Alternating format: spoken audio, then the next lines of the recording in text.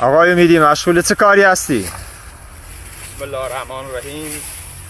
ما مشغول همچنان که میبینیم مشغول پوغه دماوری پوغه، یعنی این پوغه علوفه زائد برنج سمپا است و ما به خاطر این که در خوزستان بارونجهی کم شد و به روزهای آبان ماه رسیدیم و بارانی نباریده و ما ترس بر اون برداشتیم که شاید باران نزند یا دیرتر بارون ببارد و ما پوغه میبریم برای زمستون دام هامون.